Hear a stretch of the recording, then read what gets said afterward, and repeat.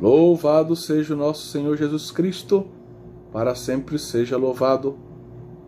Em nome do Pai, do Filho e do Espírito Santo.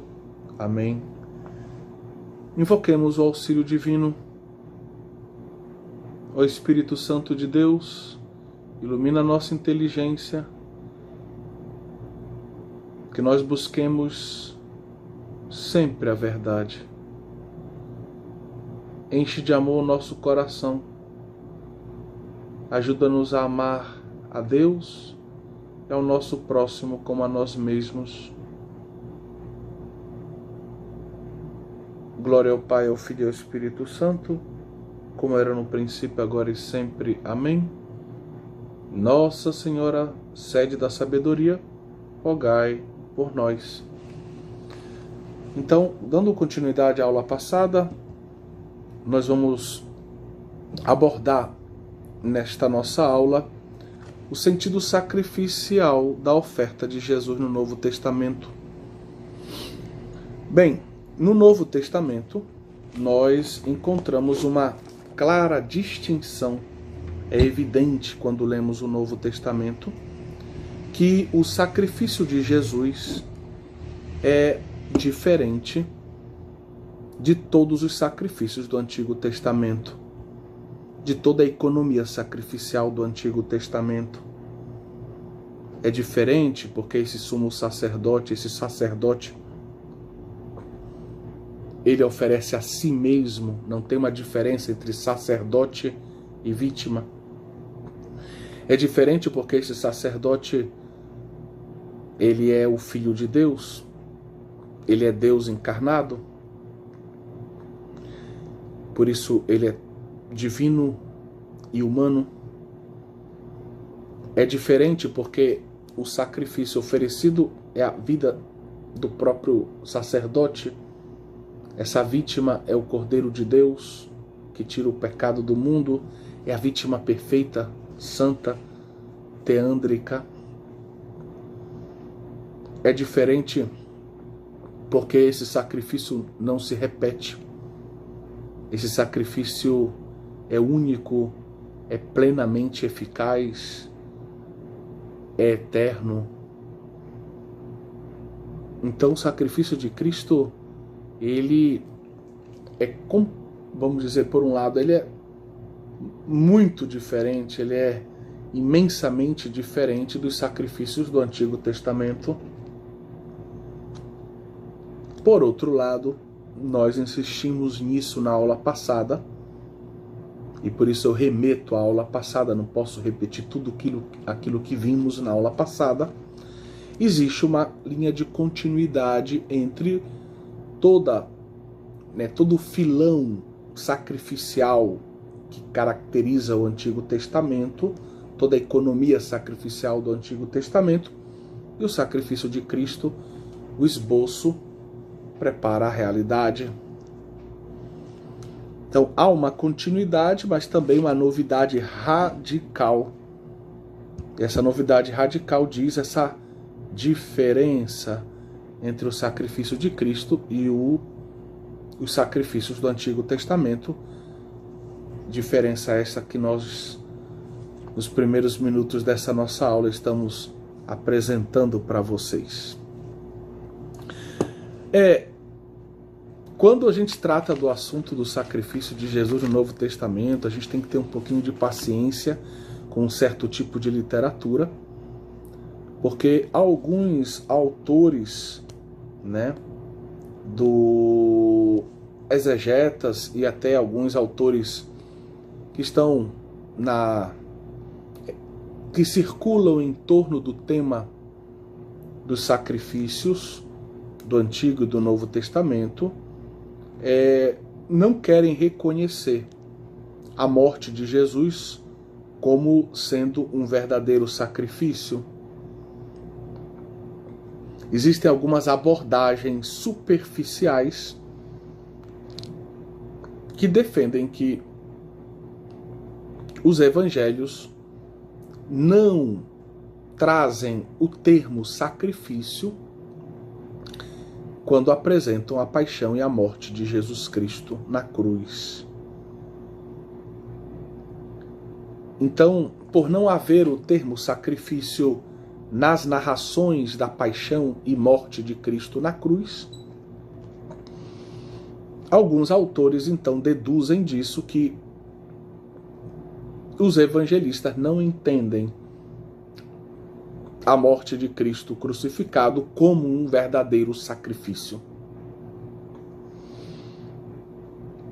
Apenas, segundo eles, a carta aos Hebreus é que vai desenvolver esse tema de um modo mais profundo, o tema da morte de Jesus, entendida agora sim, na carta aos Hebreus, segundo eles, explicitamente como um sacrifício. Porém, a gente deve entender uma coisa. Entendam que não existe a palavra trindade também nos evangelhos. Nós que estamos estudando a teologia trinitária, ou já estudamos a teologia trinitária, sabemos que o termo nasce com Tertuliano. Mas o fato de que não haja o termo trindade não significa que os evangelhos não nos apresentem o mistério da trindade. Da mesma forma, o fato, como nós vimos, o fato de que os evangelhos não tratem de Jesus, não o apresentem explicitamente como sacerdote, não significa que Jesus Cristo não tenha sido sacerdote. E esse tema a gente desenvolve na parte bíblica do nosso curso sobre o sacramento da ordem. Você pode encontrar isso na internet, sempre no nosso canal e na playlist Sacramento da Ordem, Fundamentos Bíblicos, o Sacerdócio de Cristo.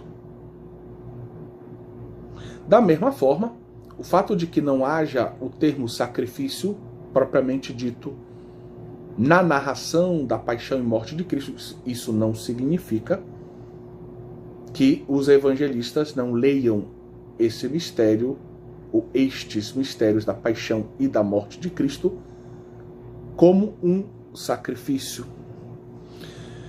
Se nós buscarmos a palavra realmente sacrifício nos evangelhos, nós vamos nos surpreender, porque pode ser que a priori, superficialmente, lendo superficialmente, a gente então deduza do que a gente vai encontrar que exista uma visão um pouco negativa sobre os sacrifícios nos evangelhos.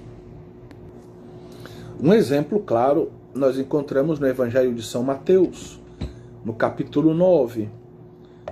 Depois da cura do paralítico, nós temos a narração da vocação de Mateus. E no final dessa narração, Jesus diz àqueles que o censuram por estar com os publicanos e pecadores: não são os que não têm saúde que precisam de médico, mas os doentes. E aí no versículo 13 do capítulo 9 nós lemos: e depois aprender o que significa misericórdia eu quero, não sacrifícios. Com efeito não vim chamar justos, mas pecadores. Então aqui nós temos a menção ao fato de que Jesus, percebendo as críticas que lhe eram dirigidas, responde a essas críticas com uma palavra de tipo profética, em que Deus diz preferir a misericórdia aos sacrifícios. Nós já explicamos isso na última aula. Dissemos que essa crítica profética aos sacrifícios é uma crítica aos falsos sacrifícios, aos sacrifícios que são meramente exteriores e que não são acompanhados de um coração realmente que busca a Deus, que se arrepende do seu pecado, que quer estar em comunhão com Deus, que agradece a Deus, que quer viver a aliança, um coração que busca não obstante as suas fraquezas, amar a Deus.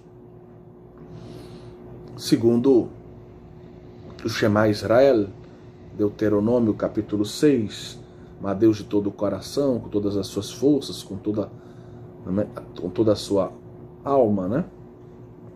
Pois bem, então esse texto que nós acabamos de ler, esse versículo 13 do capítulo 9 de Mateus,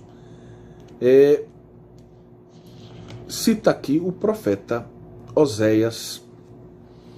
Também poderíamos, indo mais adiante no Evangelho de Mateus, encontrar o versículo 7 do capítulo 12. E nós poderíamos ler: se compreendesses o que significa a misericórdia eu quero, não sacrifícios, não condenaríeis os inocentes. São palavras que Jesus diz logo depois do episódio daquelas espigas arrancadas por seus discípulos num dia de sábado. Mas ele também, além de citar o profeta Oséias, ele também cita o primeiro livro de Samuel. A gente encontra isso lá no Evangelho de Marcos, capítulo 12, 33. Vamos ler esse texto.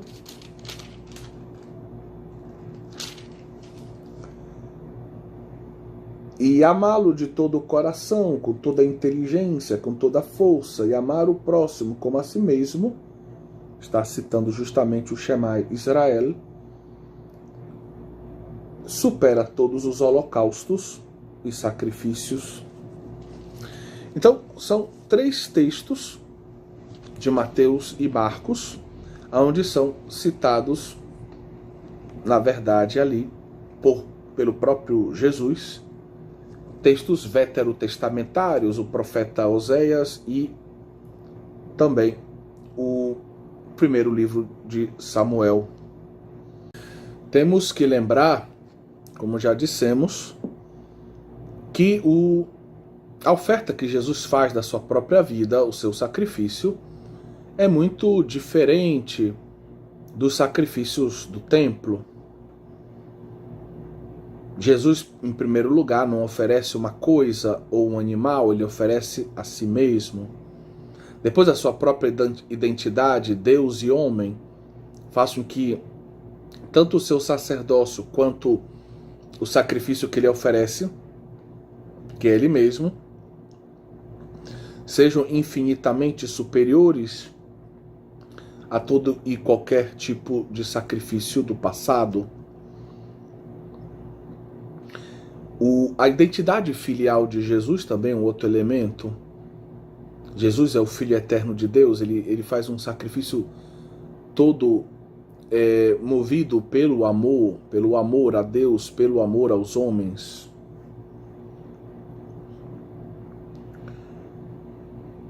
Então é importante que fique claro que tem entre o sacrifício de Jesus e aqueles do Antigo Testamento tem uma grande diferença.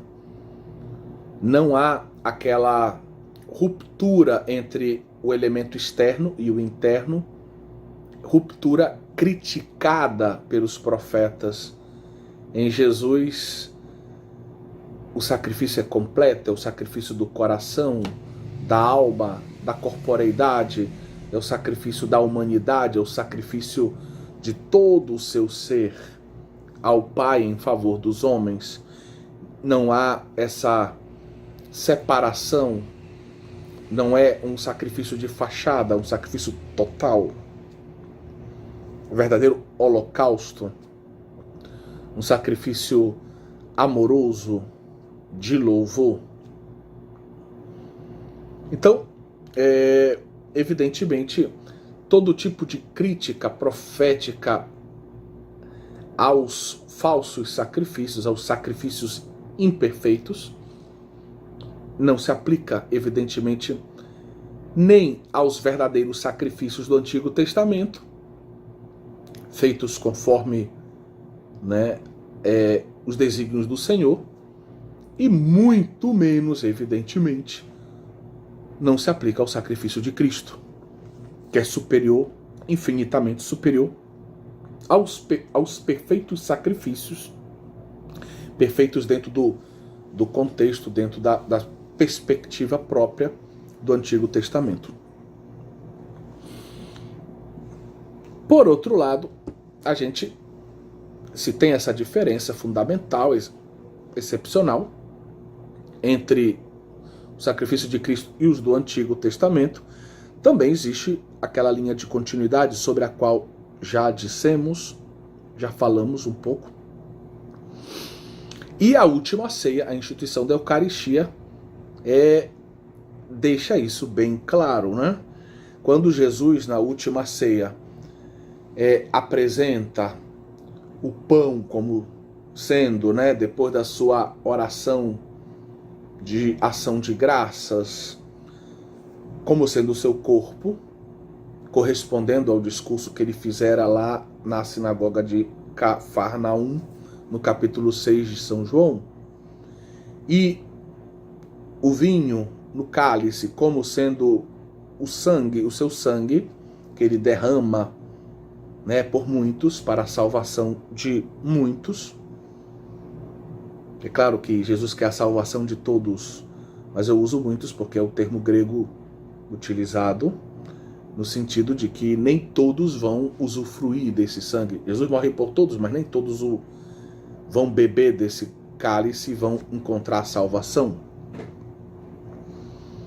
Esse é o sentido do muitos, né? Então, na última ceia, as palavras da instituição da Eucaristia deixam bem claro que se trata de um sacrifício. A relação com Êxodo 24 é evidente. Êxodo 24, nós temos justamente o sacrifício que sela a aliança do Sinai. E nós vimos que no versículo 11, depois desse sacrifício, acontece um banquete. Então, aquele sangue derramado no Sinai para selar a aliança, Jesus se refere a esse sangue. Jesus faz uma alusão a esse sangue quando fala do seu próprio sangue, mas o seu sangue, que não é mais o sangue de um cordeiro, qualquer mero cordeiro, um animal, mas é o sangue do Deus que se fez homem, do Salvador, do servo de Yahvé. Esse sangue, ele vai selar a nova aliança, a aliança superior, não só a mais recente, mas o adjetivo nova indica superior, qualitativamente superior. Então, é clara a referência a Êxodo 24.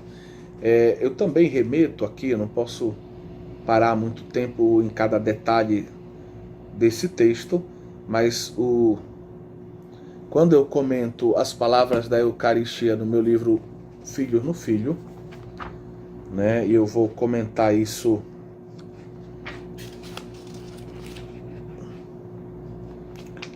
aqui na página 186 até a página 197, são 11 páginas de texto. Nós fazemos uma série de oferecemos uma série de explicações, mas vale a pena recordar essa alusão a Êxodo 24, versículo 8, né? Quando o sangue de Jesus é apresentado como esse sangue que vai selar uma aliança, e aí essa nova aliança, esse termo nova aliança só aparece uma vez no Antigo Testamento, que é lá em Jeremias 31. Então aqui também tem uma referência ao profeta Jeremias, que fala da nova aliança que Deus vai fazer com seu povo dentro do contexto da expectativa messiânica. Bom, nós vimos no nosso curso de Cristologia que nós podemos, com Schurman, falar de uma pró-existência dupla de Jesus, orientada ao Pai e aos homens, e nós vimos que a cruz de Cristo, o sacrifício de Cristo na cruz, é o ápice dessa pró-existência dupla, onde fica evidente que Jesus não vive para si mesmo, mas vive todo orientado para fazer a vontade do Pai, para salvar os homens. Então, a cruz de Cristo vai ser o ápice dessa pró-existência dupla. Jesus na cruz, ele está todo entregue, ele se entrega totalmente. Em tuas mãos, ó Pai, eu entrego o meu espírito. As cartas paulinas, e sempre a gente se refere a elas, dada a antiguidade delas, são os textos do Novo Testamento mais antigos, na sua forma final. Vão desenvolver esse tema, o tema da morte de Cristo como sacrifício. E a carta aos Hebreus é claríssimo o modo com o qual trata a questão.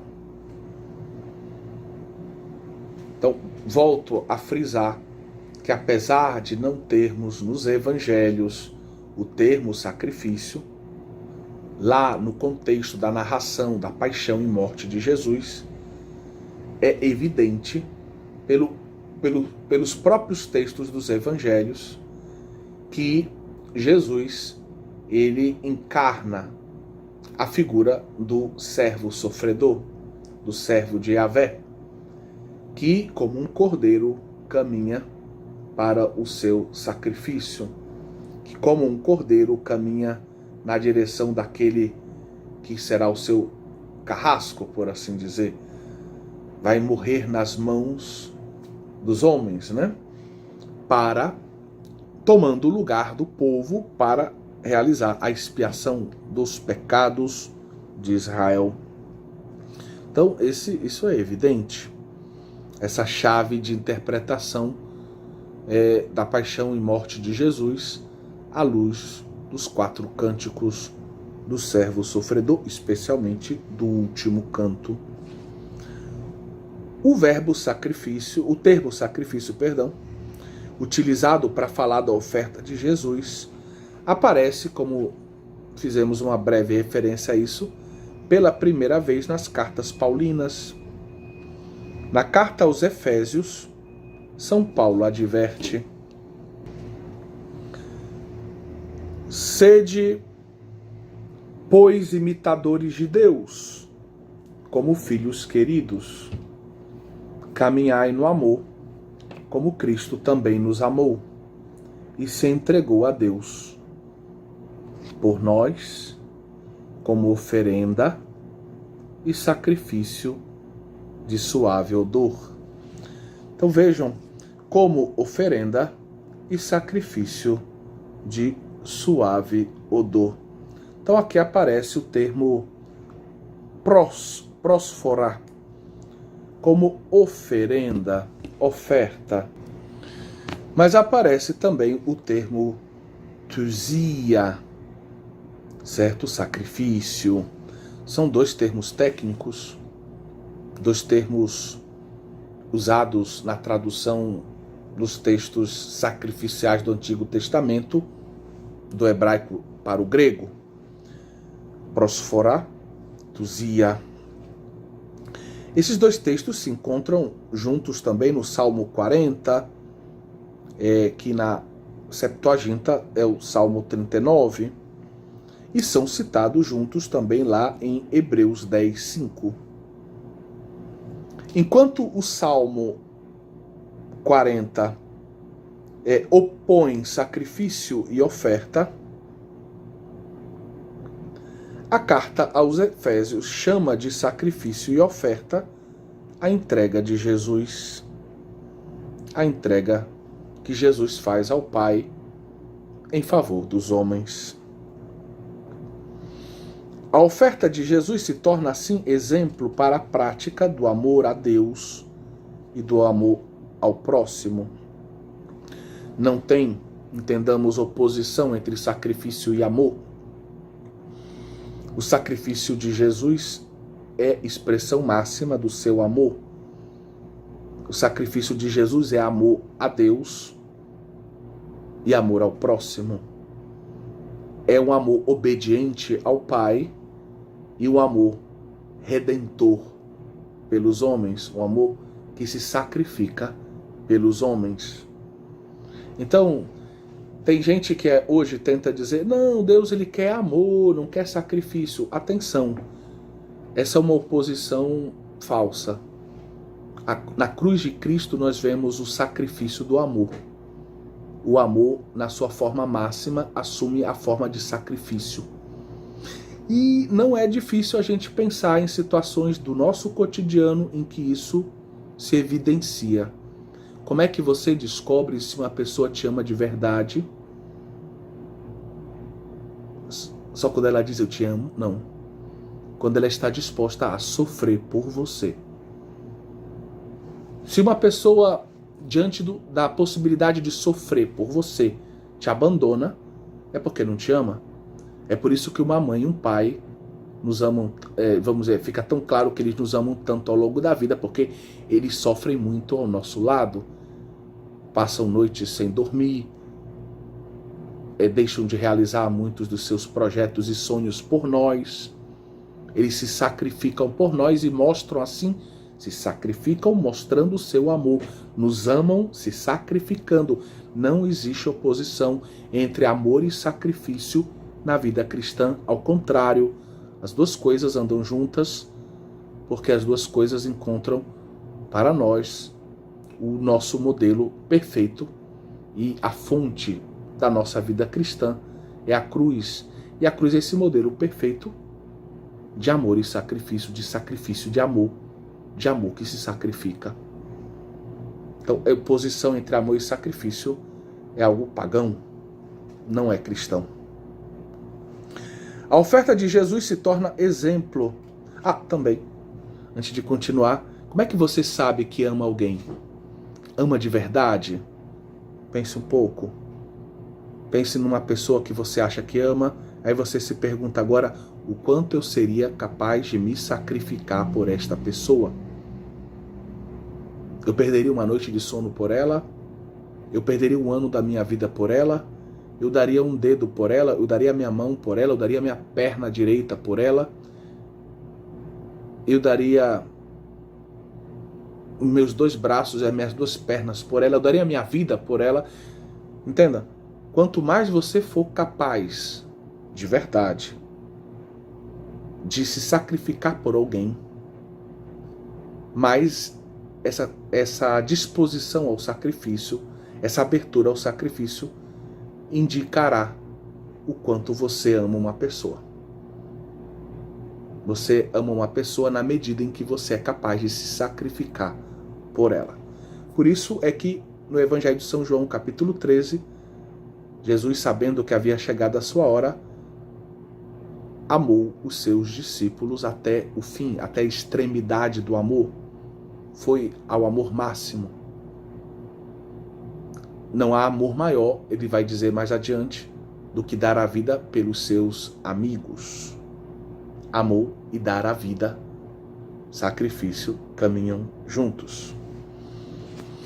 Então, a oferta de Jesus se torna exemplo para a prática do amor a Deus e ao próximo.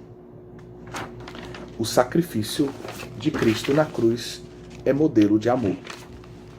Neste mesmo sentido, ressoam as palavras da carta de Paulo aos Romanos, nas quais o apóstolo convida os cristãos a imitarem o Cristo.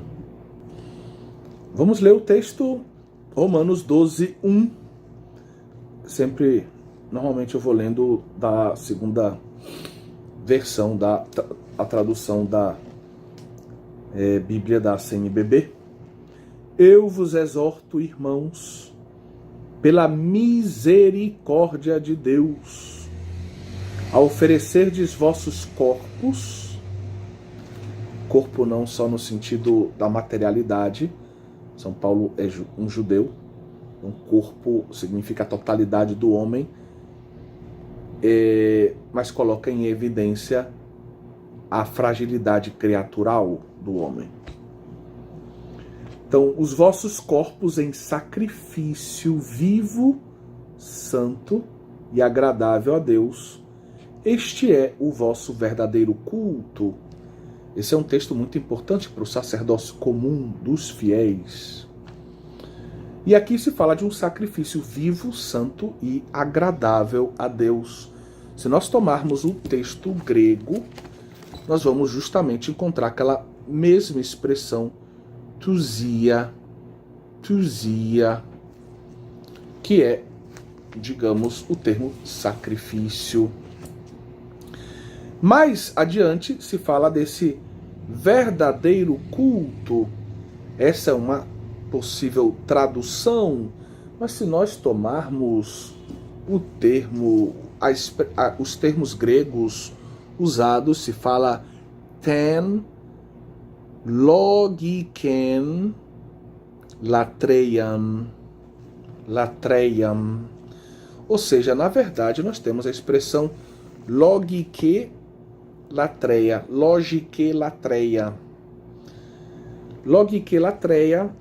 então aqui nós poderíamos traduzir essa expressão como latreia é o culto, logike, logos, logike, um culto racional, certo? Um culto espiritual, no sentido de racional, né? De um espírito que é razão. Então, nós temos de novo a ideia de sacrifício e fala-se de um culto racional, um culto, né, verdadeiro, racional, de interior, de um espírito, de espírito, né, espiritual. E é justamente esse culto que Deus buscava, né? Deus já estava insatisfeito com um culto demasiadamente externo. Tanto que as críticas profetas apontam para o fato que Deus não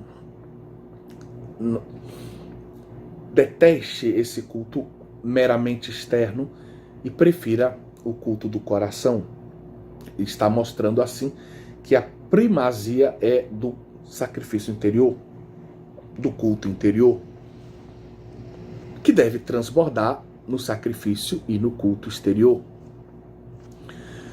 Outro texto interessante para que nós mencionemos é Romanos 3:25. A carta aos Romanos tinha chamado Jesus de propiciatório, ou seja, ilasterion em grego, kaporet em hebraico.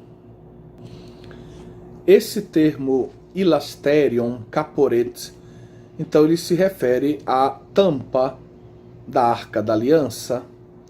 E essa tampa da Arca da Aliança era de ouro, lâminas de ouro que recobriu madeira de acácia, como a gente vê lá em Êxodo 25, 17 a 22. Era a parte mais importante do santuário, considerada como o trono de Deus. Os anjos serviam para que Deus colocasse, né, digamos, os seus braços, e os anjos o adoram, né, estão voltados para Deus para adorá-lo, e Deus então tocaria, entre aspas, com seus pés divinos a terra naquele lugar do Santo dos Santos, sentado, né, na Arca da Aliança como num trono, no caporete. E ali o propiciatório era o lugar onde Deus estava, da sua presença santificante, santa e santificante, mas era um lugar onde também Deus ensinava, dizia a sua palavra ao seu povo. Era o lugar e também aonde Deus perdoava o seu povo. E aqui, justamente com o decorrer da história de Israel, essa dimensão vai ficando cada vez mais forte. Recorda o Bervanoá, nós vimos isso na aula passada, que vai crescendo essa dimensão expiatória dos sacrifícios. E o Yom Kippur, o dia da expiação, da purificação, vai ganhando força dentro do calendário judaico, né? E nesse dia o sumo sacerdote entrava no Santo dos Santos, justamente ali, onde estava a Arca da Aliança, o caporetes, para oferecer a Deus o sangue, né, da vítima e fazer as suas orações e suplicar o perdão para os seus pecados e os pecados de todo o povo. Então ali é o local da expiação, o local do perdão dos pecados. Quando Paulo invoca essa figura, associando-a a Jesus, dizendo que é ele, Jesus, que Deus escolheu como caporet, como ilasterion, parece que a melhor, e a Bíblia da CNBB trilha esse caminho na tradução. A melhor interpretação seria: Deus escolheu como esse caporet, esse lugar de expiação, o lugar do perdão dos pecados, escolheu como instrumento de expiação. Instrumento foi a tradução, instrumento de expiação. E o instrumento, o meio de expiação era o sacrifício. Era o sacrifício que permitia a invocação da misericórdia de Deus em vista da expiação dos pecados do povo. Então aqui nós temos também essa dimensão, através do termo caporete, a indicação de que Jesus é aquele que oferece o sacrifício expiatório a Deus em favor dos homens, como acontecia uma vez por ano no dia do Yom Kippur. Não tenho como aprofundar o tema, mas o Evangelho de São João ele faz uma analogia bonita entre a oração sacerdotal João 17 e a oração do sumo sacerdote que se prepara para o Yom Kippur, mostrando que, justamente no Evangelho de São João, a paixão e a morte de Jesus são entendidas como um dia de Yom Kippur, né? Um dia de expiação, um dia de sacrifício expiatório. Então aqui eu acrescentaria na apostila do professor Hauck, você não encontra isso, mas eu acrescentaria esse tema que você pode aprofundar por caridade em duas fontes. A primeira fonte é o livro Jesus de Nazaré, de Bento XVI, o volume 2, da entrada em Jerusalém até a ressurreição. E você pode ler da página 79 até a página 83. O subtítulo é A Festa Judaica da Expiação como cenário bíblico de fundo da oração sacerdotal. Né? Então, aqui é um texto fantástico esse, muito importante. E eu gostaria de dizer que eu dei uma formação em um retiro sobre esse capítulo. E você pode encontrar lá no nosso canal YouTube. Procurar informações, playlist de formações. E acho que são 1h30 mais ou menos eu comentando esse capítulo 4 do segundo volume de Jesus de Nazaré, do Bento XVI. Então é um tema muito interessante esse. São João explicitamente está dizendo que Jesus é um sumo sacerdote que está se preparando para realizar um sacrifício expiatório, colocando a oração sacerdotal de Jesus como último momento daquele longo discurso que vai do capítulo 13 ao capítulo 16 do Evangelho de São João, antecedendo justamente o capítulo 18 e 19, que falam de Jesus no Getsêmani, prisão, paixão e morte. Enterro, né? Jesus que é colocado no sepulcro.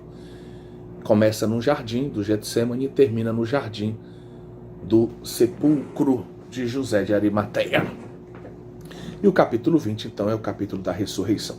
Então, vale a pena aprofundar essa questão. A segunda fonte é o meu manual de sacramento da ordem, né? Eu, no primeiro capítulo, falo do sacerdócio de Cristo e me refiro, então, à importância desse texto da oração sacerdotal de Jesus, para que seja compreendido que Jesus realmente foi um sacerdote. Você encontra, então, nesse volume Consagrados para a Missão, da editora Eclésia, nas páginas...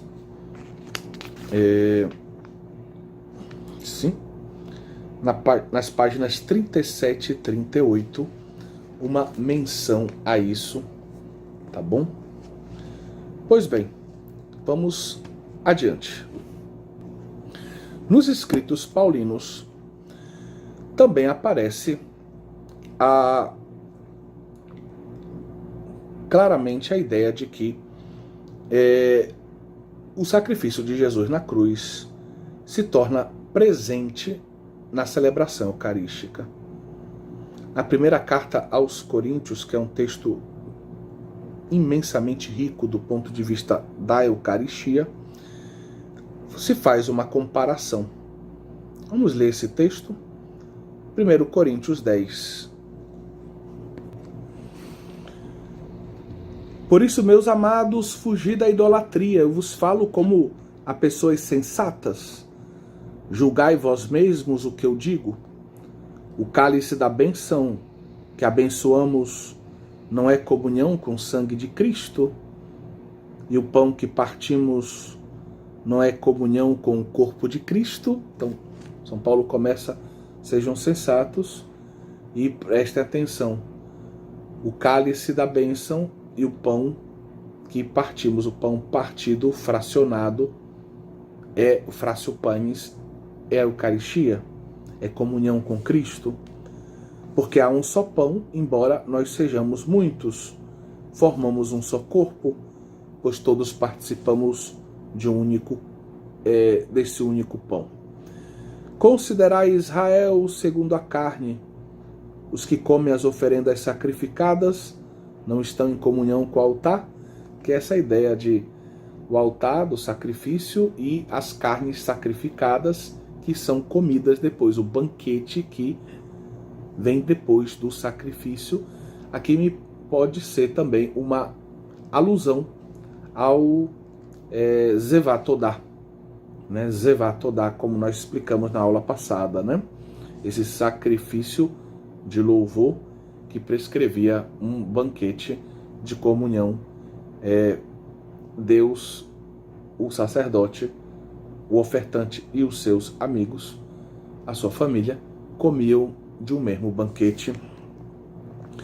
Mas também aqui se está falando, provavelmente no sentido mais largo, ou seja, no sentido de outros tipos de banquetes ligados à ideia de sacrifício, que existiam em outras religiões também. Que digo então, pergunta São Paulo, que a carne sacrificada ao ídolo tem algum valor? Ou que o ídolo é alguma coisa? Não, São Paulo não acredita que o ídolo seja alguma coisa, ao menos do ponto de vista da divindade, né? Digo ao contrário, é a demônios e não a Deus que os gentios oferecem sacrifícios. O diálogo interreligioso não é o ponto forte de São Paulo aqui nesse texto. Não quero que entreis em comunhão com os demônios. Então, ritos pagãos, sacrifícios a divindades pagãs, significa sacrifícios aos demônios, e se nós comemos dessas carnes, entramos de algum modo em comunhão com o demônio. Da mesma forma, quando nós comemos aquilo que é o sacrifício feito a Deus, ao Deus verdadeiro, nós entramos em comunhão com Deus. Não podeis beber do cálice do Senhor e do cálice dos demônios. Você tem que optar. Ou você se alimenta do banquete sacrificial oferecido a Deus, ou daquele oferecido aos demônios. Acaso quereis provocar o ciúme do Senhor? Será que somos mais fortes do que Ele? Deus não vai dividir a gente com o outro. Ou é Deus, ou é não Deus. Ou sim, sim, ou não, não. Então, meus queridos, esse é um texto realmente muito é interessante e muito importante, o cristão participa do banquete do Senhor. Versículo 21. É o banquete do Senhor. A tradução da Bíblia aqui da CNBB é da mesa, mas a mesa nesse sentido de banquete do Senhor. Continuando, um termo técnico usado para se falar do altar do templo de Jerusalém. Então, esse banquete do Senhor, trapeza, Kyrio. O pão partido por Jesus se torna o seu corpo, entregue por vós, enquanto o cálice é a nova aliança, selada no seu sangue. E aqui o Hauck já nos convida a ler o capítulo 11. Mais adiante o discurso sobre a Eucaristia continua, né? Então vamos ler os versículos. Vou começar a ler do 23, capítulo 11. De fato eu recebi do Senhor que também vos transmiti. É a tradição, ele recebe e transmite. Na noite em que ia ser entregue, o Senhor Jesus tomou o pão e, depois de dar graças, partiu e disse: isto é o meu corpo entregue por vós, fazei isto em memória de mim. Olha as palavras da instituição da Eucaristia, essa ideia de memorial, zikaron. Do mesmo modo, depois da ceia, tomou também o cálice, dizendo: todas as vezes que dele beberdes, fazei-o em memória de mim. Este é o cálice, este cálice é a nova aliança no meu sangue. Todas as vezes que dele beberdes, fazei-o em memória de mim. De novo, zikaron. De fato, todas as vezes que comerdes deste pão e beberdes deste cálice, proclamais a morte do Senhor até que ele venha. Então nós temos aqui um texto onde Paulo repropõe as palavras da instituição da Eucaristia, que estão presentes também nos 3 evangelhos sinóticos. No testemunho da carta aos Hebreus encontramos o contraste entre a impotência dos sacrifícios veterotestamentários e o sacrifício único e perfeito de Cristo. Então o autor da carta aos Hebreus diz: eram tantos os sacrifícios do Antigo Testamento, mas eles no fundo não eram eficazes, não eram capazes de realizar a expiação definitiva, né? Não eram capazes de realmente de purificar a consciência dos homens, porque eram feitos com sangue de animais. Enquanto o sacrifício de Cristo é o sacrifício que tem o sumo sacerdote perfeito, a vítima perfeita, ambos são a mesma pessoa, né? E tem uma dignidade teândrica, divino-humana. Neste sacrifício, então, no sacrifício de Jesus, o sacerdote coincide com a vítima, pois Jesus Cristo, como sumo sacerdote, oferece a si mesmo. Sublinha-se a diferença entre os sacrifícios antigos e o sacrifício do Cristo. O mesmo acontece com o uso do termo sumo sacerdote, segundo a ordem de Melquisedeque, que deixa claro que Jesus não era um sacerdote Kohen, sacerdote levítico, como os descendentes de Arão. Mas ele, que era membro da tribo de Judá, ao menos pela adoção, já que José, o seu pai adotivo, putativo, era da tribo de Judá, ele vai exercer um sacerdócio diferente, um sacerdócio superior ao levítico, como o de Melquisedeque, que o Salmo 110 aponta como sendo um sacerdócio eterno. A eficácia do sacrifício provém do fato que Jesus é o Filho de Deus, é Deus feito homem. Então, esse sacrifício é infinitamente mais perfeito no que concerne o sacerdote, que faz um gesto perfeito de oferenda, é infinitamente mais perfeito se pensamos na vítima, que é toda santa, toda pura e ao mesmo tempo divina, humana, divino e humana. É um sacerdócio, é um sacrifício perfeito, porque nele não há nenhum tipo de impureza, mas ele é todo amor, sacrifício de amor, amor a Deus, amor ao próximo. O sangue derramado é a vida de Jesus. Ele pode dar o seu próprio sangue, porque ele é o Senhor da vida.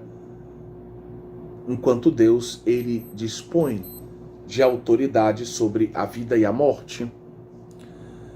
Note-se que na carta aos Hebreus se chama de sombra a realidade do culto veterotestamentário, ou como eu dizia, um esboço, uma sombra, uma preparação, quando comparado com o verdadeiro culto, aquele realizado por Jesus. A gente encontra isso lá em Hebreus 8:5 e 10:1. Vamos ler a primeira passagem bíblica. Estes, os sacerdotes do Antigo Testamento, estão a serviço daquilo que é representação e sombra das realidades celestes, como foi dito a Moisés, quando estava para executar a construção da tenda. Vamos ler também Hebreus 10:1. A lei contém apenas a sombra dos bens futuros, não a expressão exata da realidade. Sombra é aquilo que é a preparação do Antigo Testamento. Realidade é aquilo que em Jesus se realiza, o cumprimento de tudo que fora prometido em Cristo Jesus.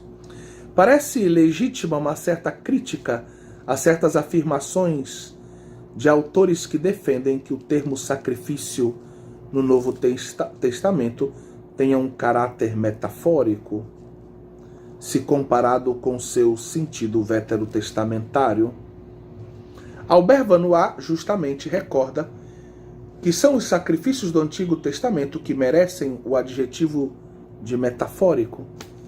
Alguns dizem assim, olha, os verdadeiros sacrifícios são os do Antigo Testamento e o de Jesus não é um verdadeiro sacrifício. O sacrifício de Jesus é diferente daqueles. Eu posso chamar de sacrifício, os padres da igreja chamam de sacrifício, a igreja chama de sacrifício, mas é uma metáfora, porque não é igual ao sacrifício do Antigo Testamento. Então, nessa visão, os sacrifícios do Antigo Testamento são a realidade e o sacrifício de Jesus é uma metáfora.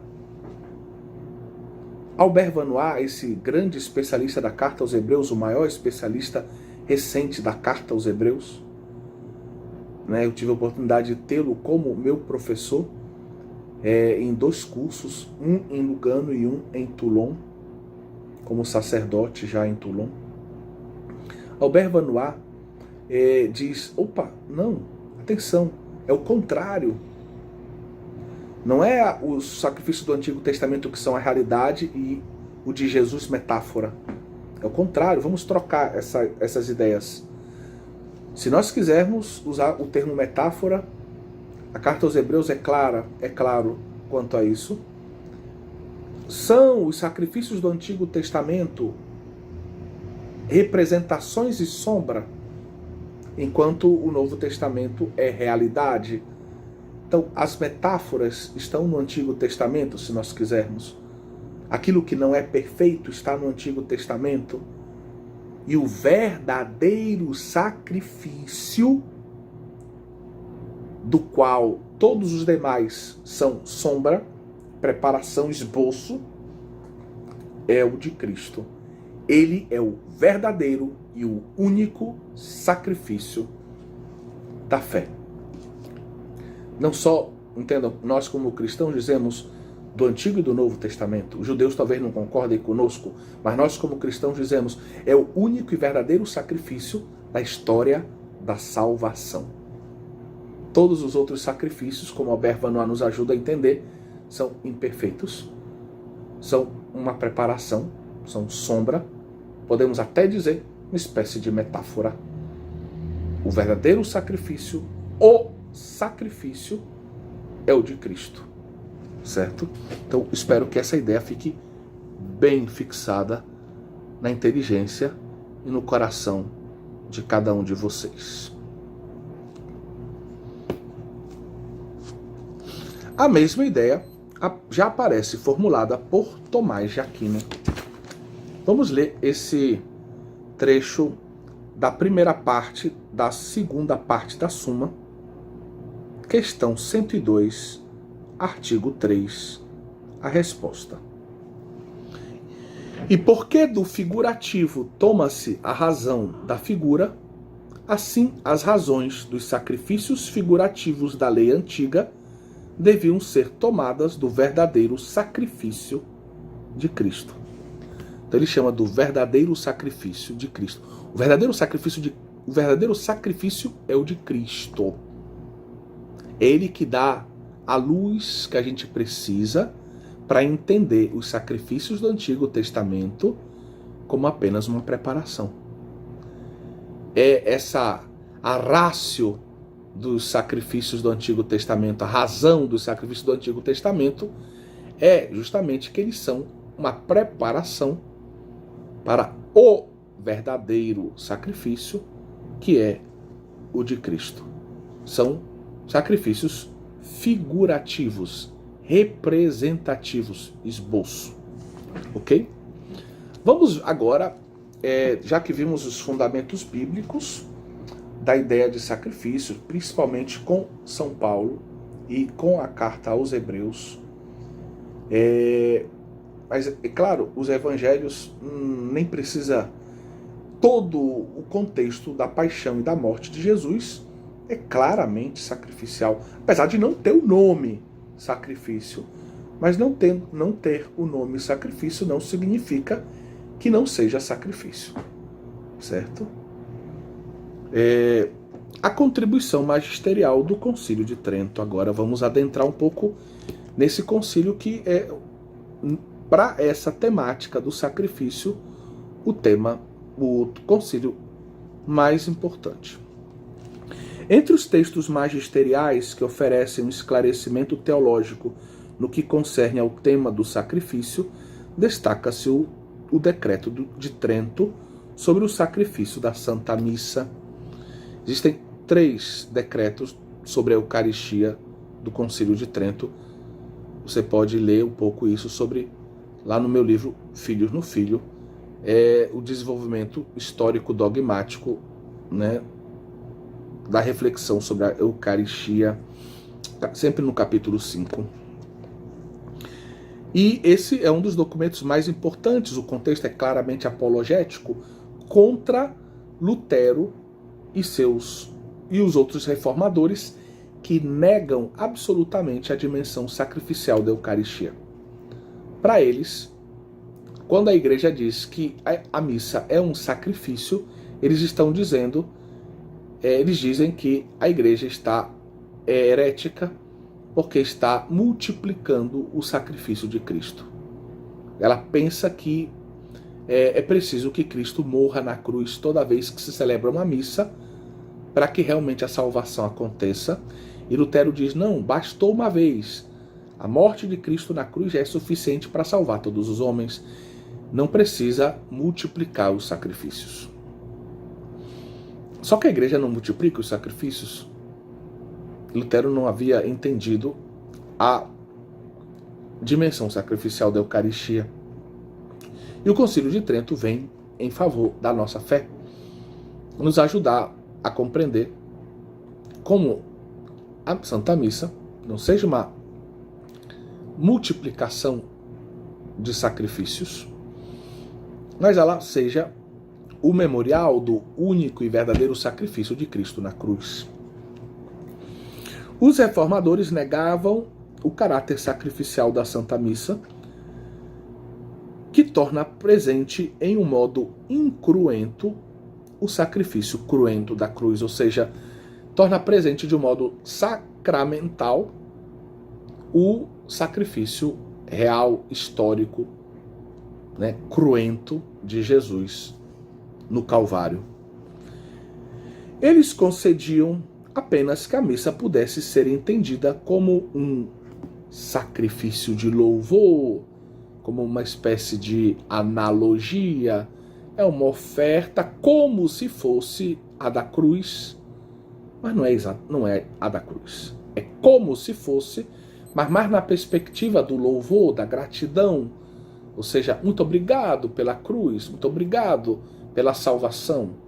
É aquilo que nós diríamos a Deus em cada missa, mas não ofertaríamos o sacrifício de Cristo a Deus. Ofertaríamos apenas o nosso louvor a Deus pelo sacrifício de Cristo na cruz. A esta negação, o Concílio de Trento responde utilizando amplamente a linguagem bíblica presente, especialmente na carta aos Hebreus. Vamos ler esse texto segundo um texto relativamente longo, que nós encontramos em Denzinger, 1739 a 1742. Já que no Antigo Testamento, como atesta o apóstolo Paulo, devido à incapacidade do sacerdócio levítico, não havia ainda a consumação, não chegar à plenitude, foi necessário, segundo a disposição de Deus, Pai das misericórdias, surgir outro sacerdote, Cristo, segundo a ordem de Melquisedeque, como recorda o Salmo 110. Nosso Senhor Jesus Cristo, que pudesse levar à consumação, à plenitude e à perfeição todos os que deviam ser santificados. Este nosso Deus e Senhor, embora se houvesse de oferecer uma vez por todas, uma única vez, a Deus Pai sobre o altar da cruz, não foi um altar que incinerava as vítimas, foi a cruz na qual Cristo ofereceu tudo o que era ao Pai, para realizar para eles uma redenção eterna. Contudo, porque seu sacerdócio não se devia extinguir pela morte, na última ceia, na noite em que foi entregue, para deixar a sua dileta esposa, a igreja, um sacrifício visível, como a natureza humana exige, ou seja, recorda aqui que os homens têm a dimensão corpórea, sensitivos, têm o corpo, por isso precisam que esse sacrifício chegue até eles também de um modo sensível. Jesus então vai instituir a Eucaristia para que esse sacrifício chegue a todos os homens.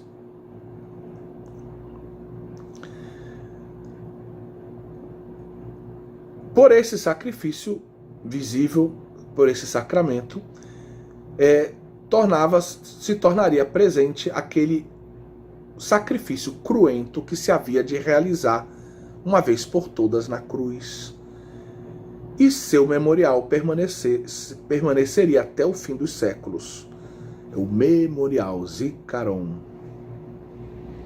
E o seu poder salutar, poder salvífico, seria aplicado para a remissão dos pecados que diariamente cometemos, declarando-se constituído sacerdote eterno segundo a ordem de Melquisedeque.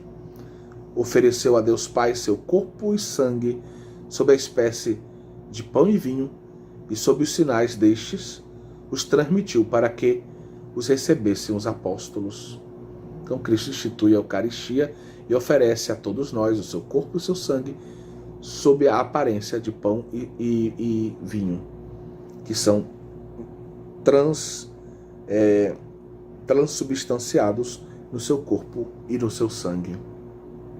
E ele utilizou as palavras "fazer isto em memória de mim", para ordenar que os seus apóstolos e os seus sucessores, no exercício do sacerdócio, oferecessem como igreja o sacrifício de Cristo ao Pai. De fato, depois de ter celebrado a Páscoa antiga, que a multidão dos filhos de Israel imolava em memória da saída do Egito, instituiu a nova Páscoa. Então, no contexto de uma ceia pascal veterotestamentária, Jesus institui a nova Páscoa. A nova Páscoa superior é a dele, é a passagem dele ao Pai. Esta é a oblação para que não pode pura, que não pode ser manchada por nenhuma indignidade ou malícia dos que a oferecem, e que o Senhor, por Malaquias, predisse que em todo lugar deveria ser oferecida pura a seu nome. Aqui aparece o profeta Malaquias, que apregoa, alguns séculos antes de Cristo, que era necessária uma purificação do sacerdócio e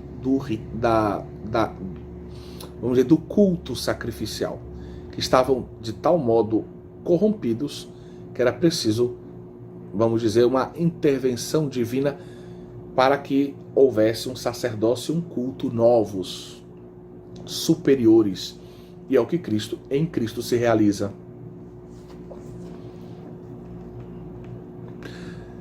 O apóstolo Paulo, escrevendo aos Coríntios, refere-se a ele de modo claro, dizendo que os que estão manchados pela participação na mesa dos demônios não podem participar da mesa do Senhor, um trecho que nós lemos, 1 Coríntios 10, 21. Entendendo em ambos os casos por mesa o altar, Esse termo mesa, ele designa a ideia de altar. Então, finalmente, esta é a oblação prefigurada pelas imagens diversas dos sacrifícios no tempo da natureza e da lei. Então, os sacrifícios no tempo da natureza são sacrifícios das outras religiões. No tempo da lei são sacrifícios do período veterotestamentário, Antigo Testamento. Tanto os sacrifícios das outras religiões mais antigas que Israel, inclusive, quanto os sacrifícios de Israel, toda a história de sacrifícios das religiões e de Israel, de algum modo, prepara o homem para o sacrifício de Cristo, que é o sacrifício, é a realidade. Tudo mais é metafórico, é esboço, é uma preparação, é sombra. E aí, digamos, o texto se conclui dizendo que o sacrifício de Cristo leva à consumação e à perfeição todos os bens que estes significam, todos os bens, o sacrifício total, feito como um ato de gratidão a Deus, o sacrifício de louvor, o sacrifício de comunhão, o sacrifício expiatório, o sacrifício pelo pecado, de reparação, as oblações, tudo vai encontrar a sua plenitude, a sua consumação no sacrifício de Cristo. A realidade do sacrifício de Cristo. Para o tratado da soteriologia são importantes os seguintes pontos. E aqui eu gostaria que vocês prestassem atenção. Nós destacamos 6 pontos, conforme o texto do professor Manfred Hauck. Primeiro ponto, Jesus Cristo se ofereceu uma vez por todas a Deus Pai sobre o altar da cruz por sua morte, para realizar para eles uma redenção eterna. Uma vez por todas. Jesus não se oferece ao Pai 2, 3 vezes, 4 vezes. Não é que em cada missa temos um novo sacrifício de Cristo. Só tem um sacrifício de Cristo. E esse sacrifício de Cristo se torna presente em cada celebração. Letra B. Segundo ponto. O sacerdócio de Jesus é eterno. Para sempre. Não vai ter fim. É o último sacerdócio. O pleno. Perfeito. Santo. Divino e humano. O sacrifício da Santa Missa é o memorial e a representação sacramental do sacrifício cruento de Cristo, oferecido uma vez por todas na cruz. Então, na missa não tem um novo sacrifício, é a presença do memorial, é a presença do evento do Calvário. Por isso, a missa é uma experiência, de nos tornarmos contemporâneos do Calvário.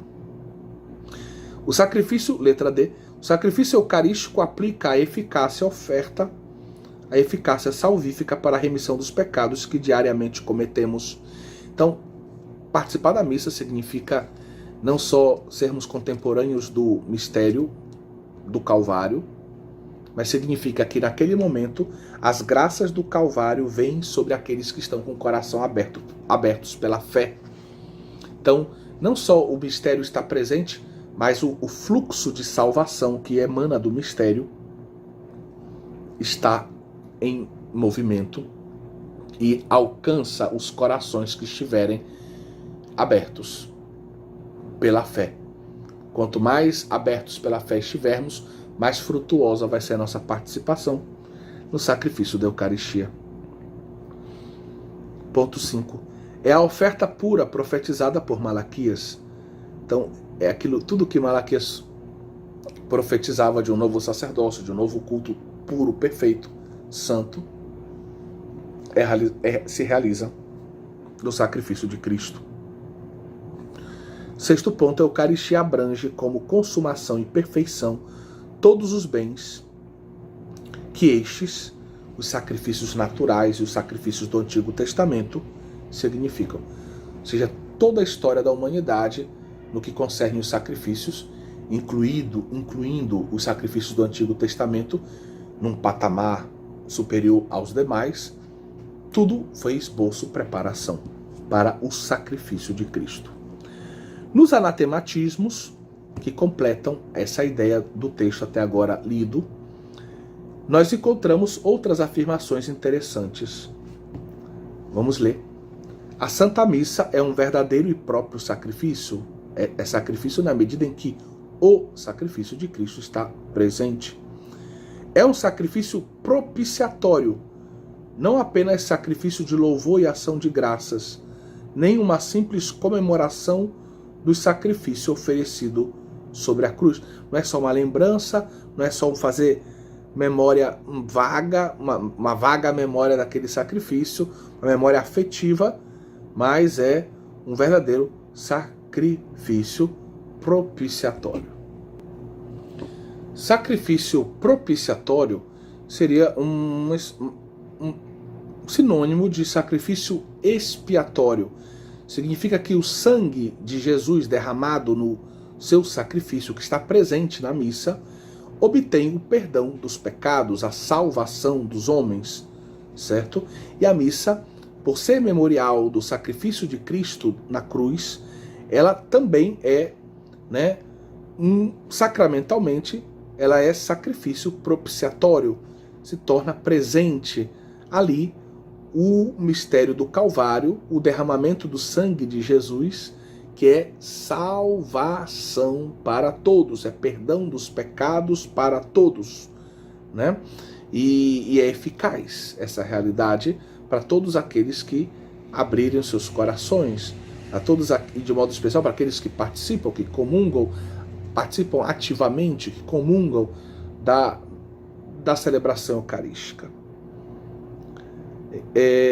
Desta última observação deduzem-se os escopos do sacrifício de Cristo sobre a cruz. Trata-se de um sacrifício propiciatório ou expiatório, mas também é uma expressão de louvor e ação de graças ao Pai, em favor dos homens.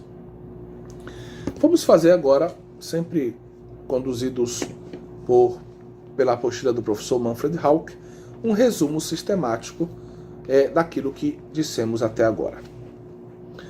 Para a explicação sistemática do sacrifício de Cristo, é necessário retomar a diferença entre o elemento interior, que é o elemento principal, e o elemento exterior, que é a oferta do próprio corpo, uma oferta de uma coisa, de uma realidade externa ao homem. E no caso de Jesus Cristo, ele oferece o seu próprio corpo, que é sinônimo da sua própria humanidade. O sacrifício de Jesus é a sua expressão de comunhão, de amor ao Pai. Catecismo da Igreja Católica, número 606. Esse desejo de desposar o desígnio de amor redentor de seu Pai anima toda a vida de Jesus. Jesus é apaixonado pelo Pai, apaixonado pela vontade do Pai e quer cumprir essa vontade salvífica do Pai, né, em favor de todos os homens. Catecismo da Igreja, número 607. Começa com a encarnação e se consuma sobre a cruz, esse itinerário de Jesus, pelo qual ele desposa a vontade do Pai, que é a salvação dos homens. Jesus, ele vai percorrendo o caminho da redenção dos homens, desde a encarnação até a cruz. Toda a vida de Jesus é redentora. E o ápice, a consumação, é sobre a cruz, como dissemos. E aqui nós temos o Catecismo da Igreja Católica, número 616, que vem em nosso socorro. A morte de Jesus é o sacrifício único e definitivo. Catecismo da Igreja Católica, número 613. Mas que foi antecipado na última ceia. Interessante porque na Quinta-feira Santa, Jesus antecipa o mistério da Sexta-feira. Ele faz com que ele esteja presente na Quinta-feira Santa. E em cada Eucaristia que nós celebramos, essa mesma dinâmica acontece, só que de um modo diferente. Não se antecipa mais o mistério, mas se postcipa, né? Ou seja, o mistério se torna presente a cada domingo, a cada dia em que se celebra a Eucaristia. 2000 anos depois, esse mistério continua se tornando presente, porque sendo o autor da obra redentora e que é o próprio sacrifício redentor, Deus homem, então esse mistério agora ele está, digamos, acima do tempo e do espaço, e ele pode irromper no tempo e no espaço sempre que se celebrar o memorial da sua Páscoa.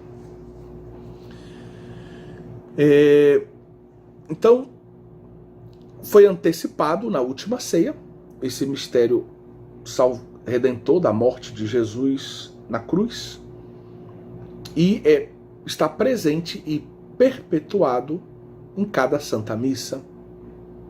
Então, em cada celebração eucarística, a comunidade que celebra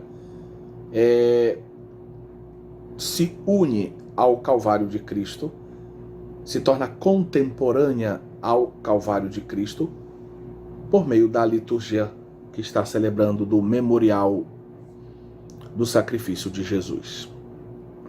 No sacrifício da cruz, Jesus torna o seu amor redentor, oferecendo a si mesmo, né? Jesus Cristo faz com que o amor que ele tem pelo Pai se torne redentor para os homens, na medida em que ele oferece todo o seu ser ao Pai em favor dos homens. Todo o seu ser, todo o seu amor ao Pai em favor pelos homens. Então todo esse amor que ele tem pelo Pai se dirige também aos homens para salvar os homens, né? É um amor infinito o amor do Filho pelo Pai. Por isso é infinito o amor redentor de Cristo. É infinita a força da redenção, porque infinito é o amor do Filho que se oferece ao Pai. O Filho oferece todo o seu ser, todo o seu amor, que é infinito. E é esse amor que ele oferece ao Pai que se torna um rio de vida, de redenção, de salvação para todos os homens. E esse rio tem um poder infinito, pode lavar tudo, pode purificar tudo, pode salvar todos os homens. A eficácia do sacrifício de Jesus está ligada à sua filiação divina. Vamos ler o Catecismo da Igreja, número 616. Nenhum homem, ainda que fosse o mais santo, estava em condições de tomar sobre si os pecados de todos os homens e de se oferecer em sacrifício por todos. A existência em Cristo da pessoa divina do Filho, aí sempre lembre-se da união hipostática, cristologia, que ultrapassa e ao mesmo tempo abrange todas as pessoas humanas e o constitui cabeça de toda a humanidade, é que torna possível o seu sacrifício redentor por todos. Então, A redenção que Jesus obtém, ela pode ser universal, porque Jesus é Deus, o sujeito da obra redentora é o Verbo encarnado. O sacrifício de Cristo, visto em um sentido mais estreito, realiza-se sobre a cruz. A cruz é, propriamente, dentro dessa visão mais estreita, o sacrifício de Cristo. Em um sentido mais amplo, né, que nós devemos conjugar com um sentido mais estreito, em um sentido mais amplo, porém, é necessário recordar que a atividade sacrificial de Jesus começa já com a sua encarnação. Quando Jesus se esvazia a sua kenosis na encarnação, é já sacrifício. Jesus vem e assume a nossa humanidade num ato de abaixamento, num ato de oferta ao Pai em favor da nossa salvação. Certo? Ou seja, nos céus, Cristo exerce, aqui é Catecismo da Igreja Católica, número 662. Nos céus, Cristo exerce permanentemente o seu sacerdócio, sempre vivo para interceder a favor daqueles que, por seu intermédio, se aproximam de Deus. Como sumo sacerdote dos bens futuros, ele é o centro e o ator principal da liturgia que honra o Pai que está nos céus. Esse texto é fabuloso, porque o texto nos diz duas coisas importantes. Ele nos diz que no céu, Jesus está exercendo o seu sacerdócio, a sua mediação entre o Pai e todos nós, oferecendo a sua vida continuamente para que nós tenhamos a redenção e tudo o que precisamos para uma vida santa, para irmos para o céu. Mas se diz também que ele é o ator principal da liturgia que honra o Pai. Então a liturgia católica, ela honra o Pai e o principal ator é Jesus Cristo. E a gente encontra isso também lá no Concílio Vaticano II, lendo Sacrosanctum Concilium. Você pegar, por exemplo, o número 7 do Sacrosanctum Concilium, você vai ver que justamente essa ideia. Jesus Cristo é o ator principal da liturgia que honra o Pai. Então, toda a nossa oração litúrgica eclesial, ela sobe ao Pai por meio de Jesus. Ela é participação na oferta do Filho ao Pai. E ao mesmo tempo todas as graças do céu descem por meio do Filho, que as distribui como mediador, como redentor dos homens. Usando um esquema sistemático, é possível fazer o seguinte resumo sobre o sacrifício de Cristo como ato cultual em 5 pontos. Dom sacrificial, sacerdote, ato sacrificial, espírito sacrificial, escopo do sacrifício. O dom do sacrifício é idêntico, né? Ou seja,